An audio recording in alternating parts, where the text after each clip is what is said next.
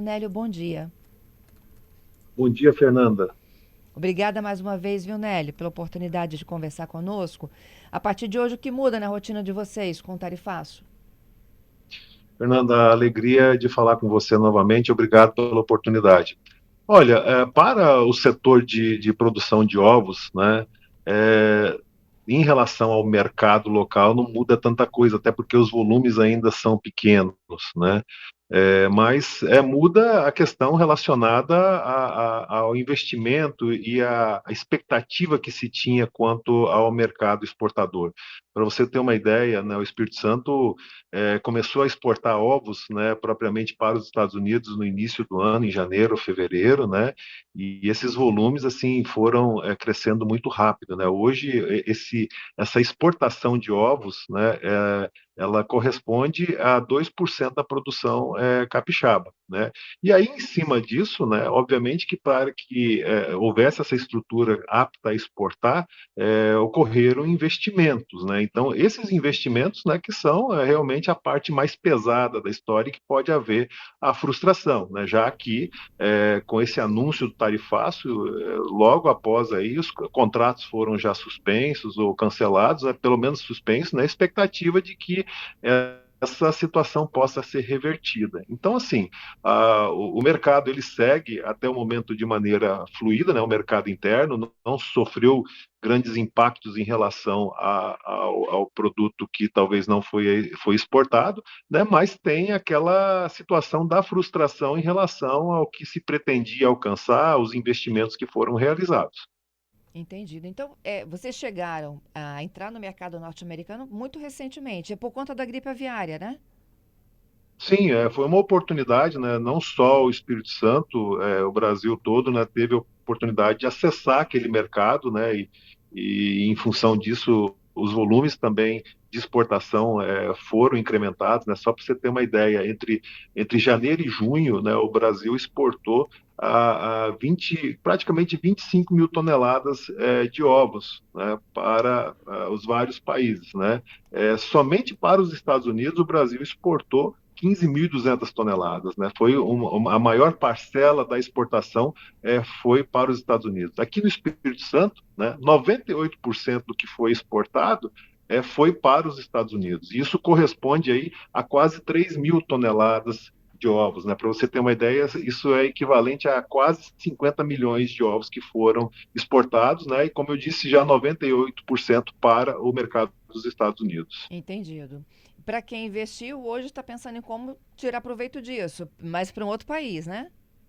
Ou não? Sim, sim, é uma das estratégias que estão sendo trabalhadas, né, para que possa ser revertido para outros mercados, né, mas para isso acontecer também tem todo um trabalho que precisa ser feito, né, só para você ter uma ideia, para você exportar para um determinado país, você precisa estar habilitado, né, quer dizer, essa habilitação, ela diz respeito aos aspectos da sanidade, quer dizer, da estrutura sanitária e fitossanitária que a granja precisa para exportar para determinado país. Existem Uhum. países que têm uma lista geral, que nós dizemos uns critérios que são comuns, né, são padrão, mas existem países, né, por exemplo, como o Chile, né, ele possui um critério próprio estabelecido. Então, o exportador ele precisa se adequar, né, para que ele possa fornecer para aquele país. E isso leva muitas vezes tempo e também gera custos, né? Então, assim,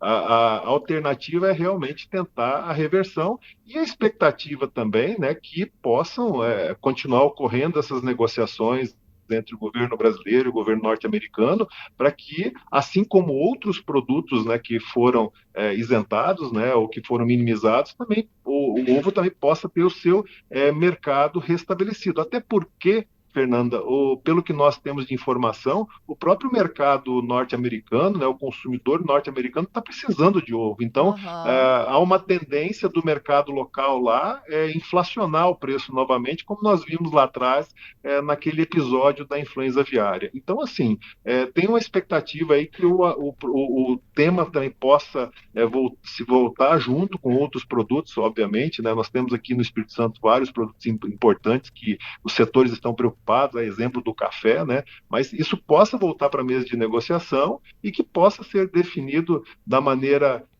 mais coerente possível, né, dentro dos aspectos técnicos e da importância socioeconômica para cada país, né? Uhum. Como é que o consumo interno se comporta aí diante disso, Nélia? A pergunta do ouvinte até é pertinente, né? Do Guto. Os produtores Uhum. vão aumentar os preços do ovo por causa dos investimentos feitos e não levarem prejuízo? O mercado, na verdade, ele responde de uma maneira diferente, né? Está relacionado à oferta e à demanda, né? Para a gente ter assim uma tranquilidade do consumidor, a exportação de ovos ainda ela corresponde a pouco mais de 1% da produção. Então, não vai haver impactos, na minha opinião, significativos ou impactos que gerem custos mais altos para o consumidor interno, né? Então, assim, na verdade, esse investimento que acontece por parte do produtor ou por parte da indústria acaba tendo que ser absorvido por ele próprio. Quer dizer, isso gera prejuízo para quem produz, né? E não é possível de ser repassado para o consumidor exatamente pelo que eu falei, né?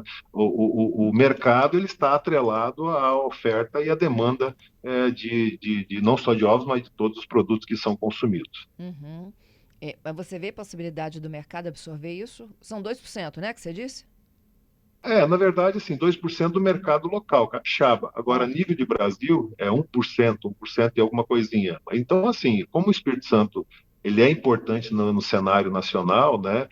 Corresponde a 9% da produção brasileira de ovos, mas não deve gerar impactos em relação a preço, né?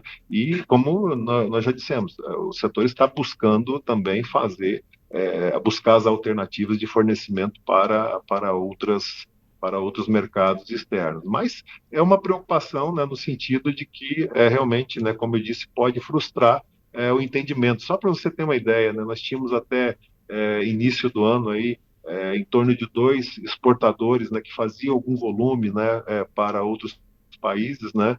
E esse número hoje ele está em 7, quer dizer, nós tivemos 5 entrantes aí no mercado, e isso é uma situação bacana, porque você está oferecendo opção de mercado, você está construindo opção de mercados para o produtor local. E isso fortalece, né, o setor, enrobustece também a economia local e, obviamente, na consequência, oferta de emprego, renda para quem trabalha e para quem produz.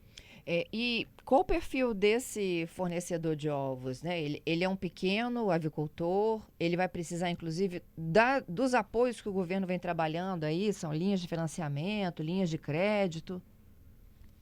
São produtores de médio, né, de médio porte, principalmente, né, e obviamente que talvez possa ser necessário recorrer a esses meios aí que estão sendo trabalhados tanto pelo governo federal e também vale a pena a gente destacar pela iniciativa do governo estadual, né. Recentemente houve uma reunião aí do governo com os principais segmentos, onde esses pontos aí foram trabalhados também. Quer dizer, a preocupação do poder público do poder público local em relação também à manutenção dessas atividades e também do que está no entorno, né? Não é uma realidade tão evidente no nosso setor, como eu disse, são produtores de médio porte, mas existem outros setores, a exemplo, no caso do gengibre, do café, que são produção familiar, então eles são mais impactados. Então, assim, de qualquer forma, é muito importante, sim, que se pense em meios, né, de custeio, de financiamentos, para que realmente essa frustração que houve de mercado possa não se transformar numa frustração de negócio e aquele investimento que foi aplicado não possa ser em vão, né? E aí você lembrou do gengibre? São todos numa mesma região, né? Santa Maria. Exatamente. E aí, me permita, Fernanda, fazer uma relação entre Você também é de esses Santa setores, Maria, como eles. Nélio? Não, eu sou cidadão santamariense, mas eu estou situado em Marechal Floriano, né? Mas estou em Santa Maria toda semana, né?